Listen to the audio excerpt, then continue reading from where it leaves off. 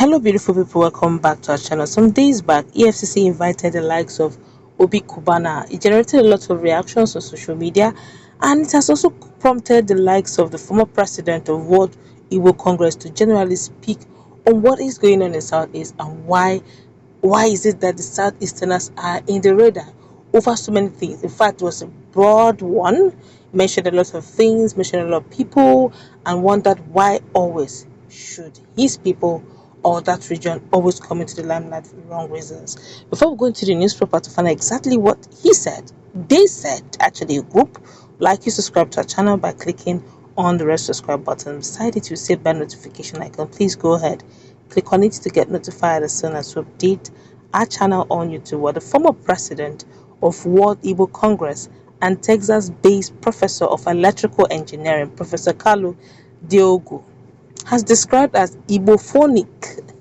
Okay, I take that again. Igbophobic, jealousy, discriminatory, and affront to the Igbo nation, the actions of the President Muhammadu Buhari-led federal government against successful political leaders and businessmen from the southeast region of the country.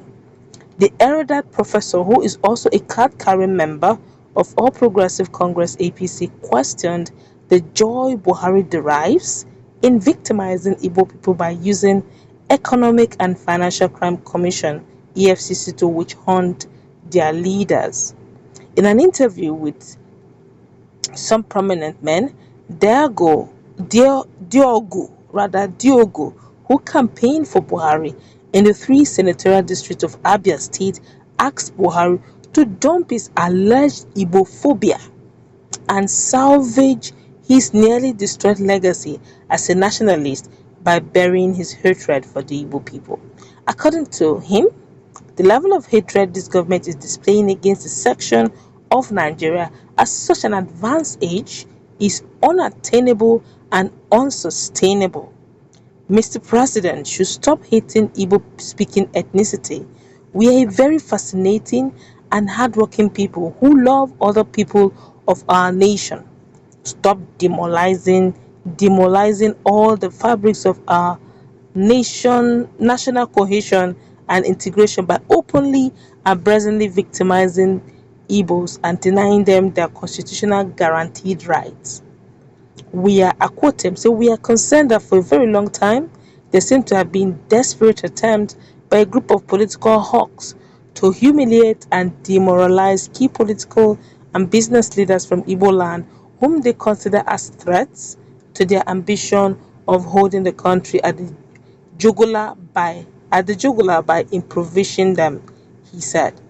Linking Obi Cubana's current EFCC ordeal to tribal vendetta, Diogo recalled that it's not the first time Igbo successful businessmen have been victimized.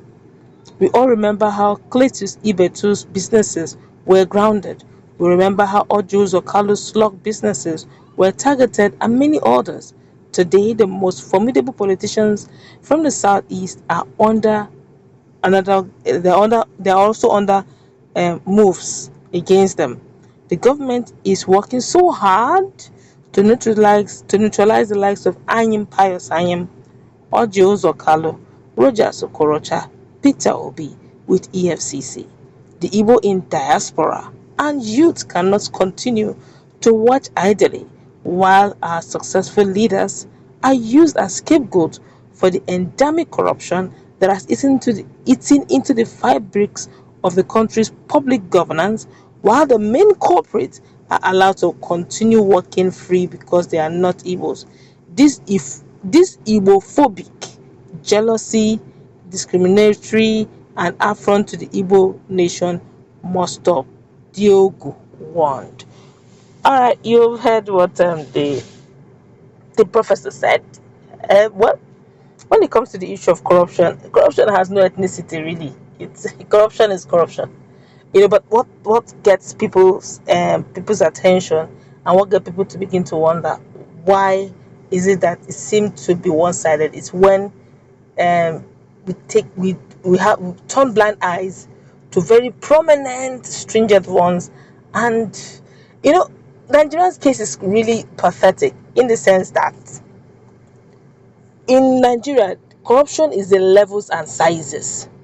Now, in sinner crimes, you could steal in millions and you'll be slammed with 100 years imprisonment. Those accomplices, plus those who did it, plus those who acknowledged they did it, plus those who falsified the documentation and all that, they have their place in the punishable law. That is punishable by law. But in Nigeria, ours is in grades. You cannot be leaving people who steal in billions and be targeting those who are stealing in millions. I am not saying those in millions are okay, but I'm only saying that if you weigh it in hierarchy and grade, I think you should start with those who stole in billions. And then you can now move. Sometimes you begin to see people being paraded for doing all sorts. Yes, like I cannot forget the quote and the the questions the likes of a human rights activist Deji Adeyanju asked when they called Obi Cubana for questioning for about 24 hours. He was in custody. It was quite a long one. It said it was that tax evasion and all that. So Adeyanju asked, said they said they should submit petition against Bola Ahmed Tinubu, aka Jagaban, and himself, and I think himself and the and Omoyele Sowore took their time, went to EFC's office and wrote the petition.